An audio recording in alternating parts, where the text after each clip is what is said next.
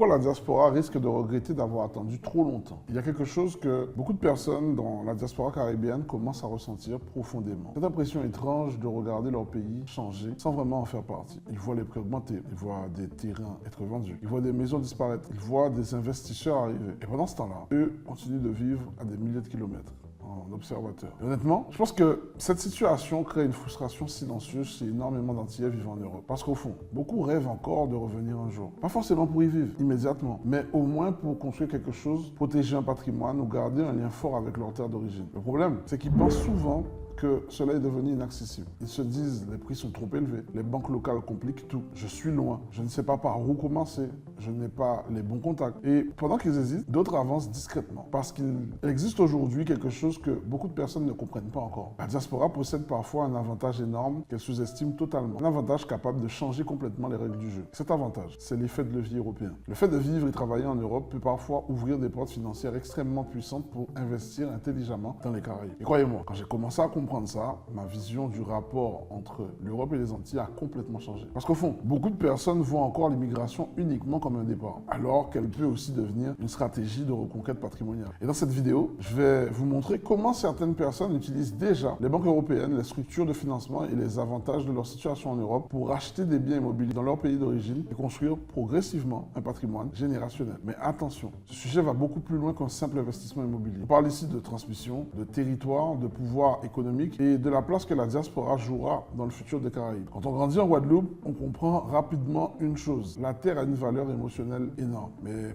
dans les prochaines années, elle va aussi devenir une valeur économique stratégique. Et la vraie question est, qui possédera encore ces terres de demain? Les familles caribéennes ou ceux qui auront compris leur valeur avant nous? Restez jusqu'à la fin de cette vidéo parce que je vais vous montrer pourquoi certaines personnes dans la diaspora prennent aujourd'hui des décisions qui pourraient totalement transformer le futur économique de leur famille dans les 10 à 20 prochaines années. Et surtout, je vais vous révéler l'erreur silencieuse qui empêche beaucoup d'Antillais vivant en Europe de profiter réellement de leur avantage financier actuel. Dans cette partie 1, pourquoi la diaspora possède un avantage financier qu'elle ne voit même pas? Il y a une réalité que beaucoup de personnes dans la diaspora caribéenne ne réalisent pas immédiatement. Le fait de vivre en Europe, même avec toutes les difficultés que cela implique, peut parfois donner accès à des leviers financiers extrêmement puissants et honnêtement, beaucoup sous-estiment totalement cet avantage. Parce qu'ils regardent uniquement le coût de la vie, les charges, la fatigue du travail, le stress, les sacrifices de l'expatriation. Mais pendant ce temps-là, certaines personnes regardent autre chose. Elles regardent leur capacité d'emprunt, leur stabilité financière, leur accès au crédit, leur historique financier et les possibilités que cela peut créer dans les Caraïbes. Et la perspective change complètement. Parce qu'il existe une énorme différence entre vivre en Europe et utiliser stratégiquement sa position en Europe. Beaucoup de personnes dans la diaspora travaillent énormément, mais ne réalisent pas qu'elles possèdent déjà un outil capable de les aider à reconstruire un patrimoine dans leur pays d'origine. Pourquoi? Parce que les structures bancaires européennes fonctionnent souvent différemment de certaines réalités locales dans les Caraïbes. Et ça peut devenir un avantage énorme lorsqu'on comprend les règles. Cependant, certaines personnes utilisent leur revenu européen, leur stabilité professionnelle, leur capacité d'emprunt ou certains mécanismes financiers pour acquérir progressivement des biens immobiliers dans leur territoire d'origine. Et honnêtement, c'est probablement l'une des stratégies les plus sous-estimées aujourd'hui parce qu'au fond, beaucoup de personnes dans la diaspora pensent encore qu'elles doivent choisir entre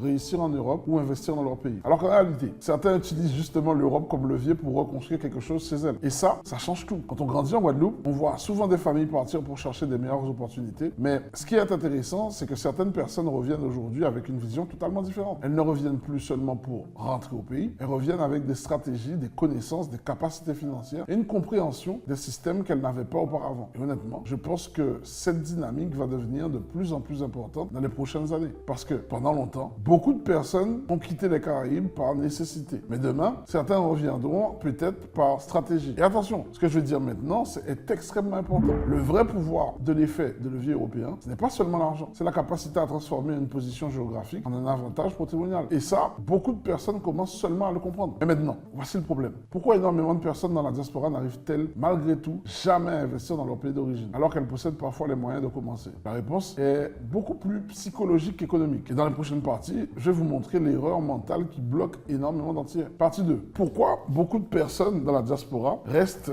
spectatrices malgré leur potentiel? Il y a une phrase que j'entends souvent chez beaucoup d'Antillais vivant en Europe. Un jour, j'investirai au pays. Le problème, c'est que pour énormément de personnes, ce un jour, il n'arrivera jamais. Les années passent, le travail continue, les responsabilités augmentent, les dépenses aussi. Et pendant ce temps-là, le rêve reste bloqué dans la tête. Pourquoi? Parce que beaucoup de personnes dans la diaspora vivent dans une forme de contradiction silencieuse. Elles aiment profondément leur territoire d'origine, elles veulent garder un lien, elles veulent parfois revenir un jour, mais elles ont aussi peur. Peur de se tromper, peur de perdre de l'argent, peur des démarches, peur des conflits familiaux, peur de la distance, peur des mauvais investissements. Et honnêtement, je comprends totalement cette peur. Parce que quand on vit loin, tout paraît plus compliqué. On se dit, et si quelqu'un profite de moi? Et si je fais confiance à la mauvaise personne? Et si le projet tourne mal? Et si les banques refusent? Résultat, beaucoup restent paralysés pendant que d'autres avancent discrètement. Et ça, c'est probablement l'une des plus grandes erreurs parce qu'en immobilier, attendre trop longtemps peut coûter extrêmement cher. Le prix évolue, les terrains deviennent plus rares, les opportunités changent et surtout, les personnes qui comprennent les tendances se positionnent toujours avant les autres. C'est exactement comme dans beaucoup de grandes villes aujourd'hui. Il y a 20 ans, certaines zones semblaient sans intérêt. Aujourd'hui, elles valent parfois plusieurs fois leur prix initial. Et honnêtement, je pense que certaines zones dans les Caraïbes vont connaître des évolutions importantes dans les prochaines années. Pourquoi? Parce que les territoires caribéens possèdent une valeur géographique forte, un potentiel touristique énorme, une identité culturelle puissante et un foncier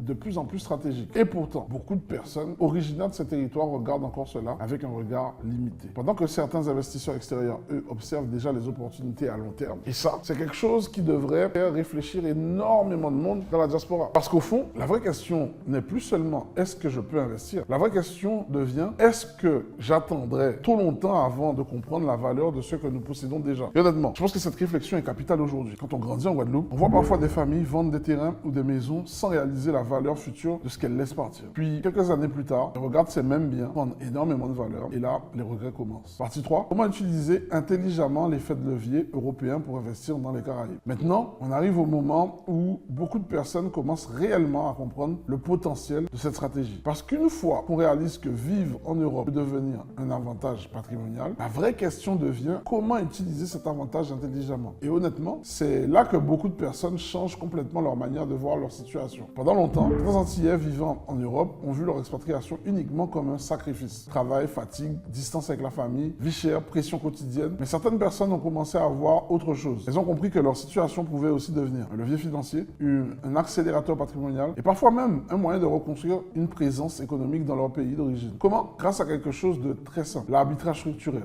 Et attention, ce mot peut sembler complexe, mais l'idée derrière est puissante. Certaines personnes utilisent la stabilité de revenus européens, les capacités d'emprunt, les taux bancaires et certaines structures administratives françaises pour financer des projets immobiliers dans les territoires ultramarins. Et ça peut changer énormément de choses. Parce qu'au fond, beaucoup de personnes pensent encore qu'il faut déjà être riche pour investir, alors qu'en réalité, beaucoup de patrimoine commence avec une bonne stratégie, une bonne compréhension du système et une vision long terme. Et honnêtement, c'est exactement là que l'effet de levier devient puissant. Parce qu'au lieu d'attendre pendant 20 ans d'économiser la totalité d'un projet, certaines personnes apprennent à utiliser intelligemment le crédit, la rentabilité et la création progressive d'actifs. Et ça, c'est une logique totalement différente. Quand on grandit aux Antilles, on entend souvent « il faut travailler dur pour réussir ». Et c'est vrai. Mais à un certain niveau, ce ne sont plus uniquement les heures de travail qui créent la richesse durable. Ce sont les actifs. Et les personnes qui comprennent ça commencent à penser différemment. Elles se demandent comment créer quelque chose qui prendra de la valeur, comment générer des revenus complémentaires, comment protéger ma famille sur le long terme, comment reconstruire un patrimoine dans mon pays d'origine. Et là, la vision change complètement. Mais attention, je veux être très clair sur quelque chose. L'effet de levier n'est pas en jeu. Il demande de la discipline, de la stratégie, de la prudence et surtout une vraie compréhension financière. Parce que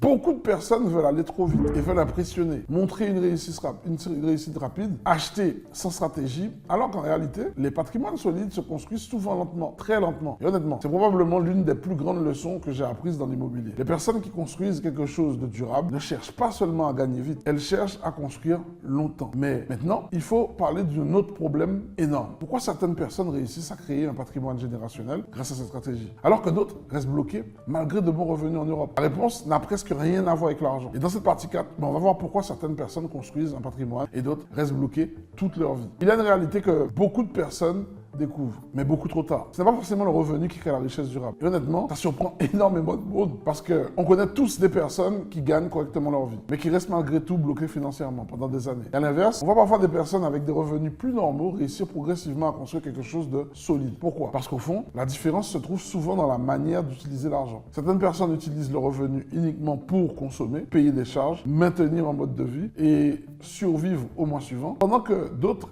utilisent une partie de leur revenu pour créer des actifs, sécuriser un patrimoine et construire des revenus futures. Et avec le temps, l'écart devient gigantesque. C'est exactement là que beaucoup de personnes dans la diaspora commencent à changer leur vision parce qu'au début, elles travaillent énormément pour améliorer leur quotidien, puis un jour, elles réalisent quelque chose d'important. Si tout leur revenu dépend uniquement de leur présence de travail, alors leur stabilité reste fragile. Et honnêtement, c'est souvent un choc parce qu'on comprend alors que la vraie liberté financière ne vient pas seulement du salaire. Elle vient aussi des actifs, des revenus complémentaires et de ceux qui continuent de produire même quand on ne travaille pas. Et c'est précisément là que l'immobilier devient stratégique. Pas seulement pour posséder une maison, mais pour protéger son avenir, construire une présence économique au pays et créer une base patrimoniale pour les générations suivantes. Quand on grandit au Guadeloupe, on voit énormément de familles qui travaillent dur, très dur. On voit aussi parfois quelque chose d'autre. Certaines personnes arrivent discrètement à construire une vraie stabilité, pas forcément avec des salaires extraordinaires, mais avec de la patience, de la stratégie et une logique patrimoniale. Et honnêtement, je pense que beaucoup de personnes dans la diaspora sous-estiment totalement la puissance de cette approche parce qu'elles pensent souvent que l'immobilier est inaccessible, alors qu'en réalité, le vrai défi est surtout mental, stratégique et émotionnel. Pourquoi émotionnel? Parce que beaucoup ont peur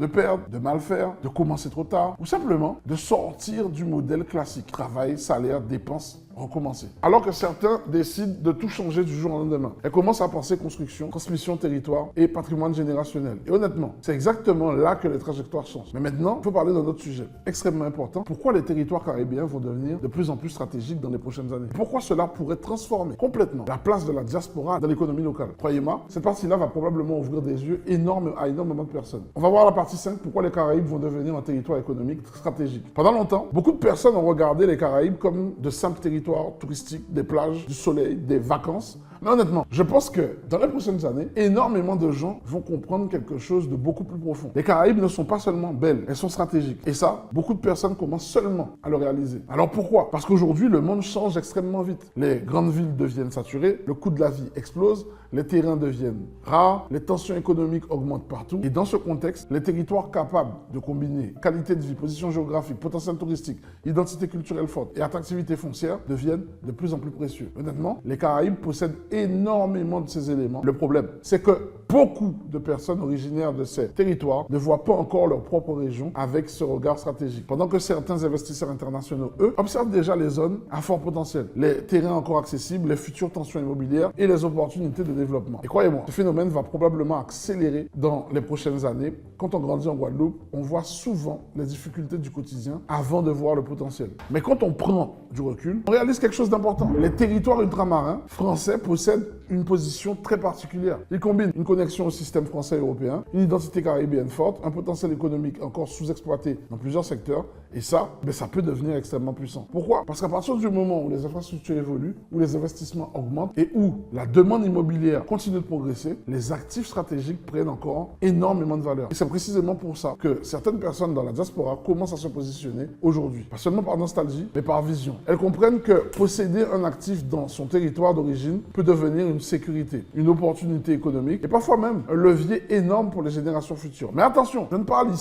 pas ici de courir acheter n'importe quoi. Pas du tout. Je parle de compréhension, analyse, stratégie et vision long terme. Parce qu'en immobilier, ceux qui gagnent le font sur le long terme. Ce sont souvent ceux qui comprennent les transformations avant les autres. Et honnêtement, je pense que la diaspora caribéenne possède aujourd'hui une opportunité historique. Une opportunité de reconstruire une présence économique, protéger certains patrimoines et participer directement à la transformation future des Caraïbes. Mais maintenant, voici probablement la question la plus importante de toute cette vidéo. Pourquoi, malgré toutes ces opportunités, beaucoup de personnes passeront quand même à côté? Et la réponse est beaucoup plus profonde qu'on imagine. Partie 6. Pourquoi certains vont agir et d'autres regretter plus tard? Il y a une chose que l'histoire économique montre presque toujours. Quand une transformation commence, tout le monde ne la voit pas au même moment. Au début, la majorité doute, certaines personnes disent ça ne marchera jamais, c'est trop compliqué, ce n'est pas le bon moment, les prix sont déjà hauts, je verrai plus tard. Et pendant ce temps-là, d'autres commencent discrètement à construire. Toujours discrètement parce qu'en immobilier, les plus grandes opportunités ne ressemblent presque jamais à des opportunités évidentes au départ. Elles ressemblent souvent à des risques, à des décisions inconfortables ou à des choix que peu de gens comprennent immédiatement. Et honnêtement, je pense que beaucoup de personnes dans la diaspora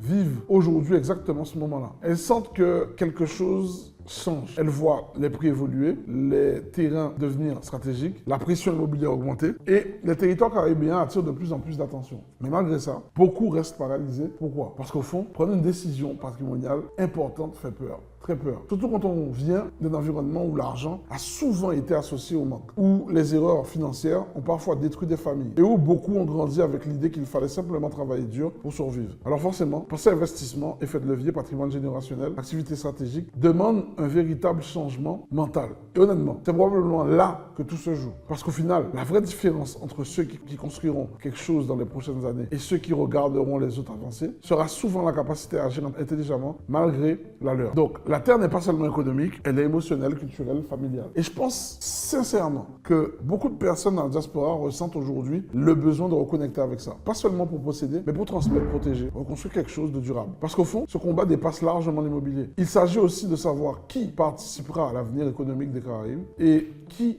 regardera simplement la transformation se faire de loin. Et honnêtement, je pense que cette question va devenir de plus en plus importante dans les années à arriver. Conclusion, le vrai pouvoir de la diaspora n'est pas seulement l'argent, mais la capacité à reconstruire. Si vous avez regardé cette vidéo jusqu'ici, alors vous avez probablement compris quelque chose d'essentiel. La diaspora caribéenne possède peut-être aujourd'hui un avantage qu'elle sous-estime énormément. Le fait de vivre en Europe peut devenir bien plus qu'une situation géographique. Cela peut devenir un levier, une stratégie, une opportunité historique de reconstruction patrimoniale. Parce qu'au fond, le vrai enjeu n'est pas seulement d'acheter un bien immobilier. Le vrai enjeu, c'est de savoir si les générations caribéennes vont réussir à protéger leurs terres, reconstruire des actifs et participer activement au futur économique de leur région. Mais on voit aussi énormément de potentiel. Et honnêtement, je pense que les prochaines années vont profondément transformer la Caraïbe. J'aimerais vraiment vous poser une question. Si vous vivez dans la diaspora, est-ce que vous aimeriez un jour posséder un bien immobilier dans votre pays d'origine? Et si vous viviez des eaux gentilles, pensez-vous que la diaspora peut jouer un rôle important dans le futur économique de la Caraïbe? Dites-le moi en commentaire. Je vais lire vos réponses attentivement. Et si vous voulez aller plus loin, j'ai mis dans la description un lien vers mon challenge. Je vous explique plus complètement comment comprendre, structurer et utiliser intelligemment les leviers immobilier et financier adapté à notre réalité caribéenne. Parce que je suis convaincu d'une chose, les Caraïbes ont un potentiel immense, mais ce potentiel doit être construit stratégiquement par ceux qui comprennent réellement la valeur du territoire, du patrimoine et du temps. Prenez soin de vous et surtout, ne laissez jamais la distance vous oublier qui vous êtes.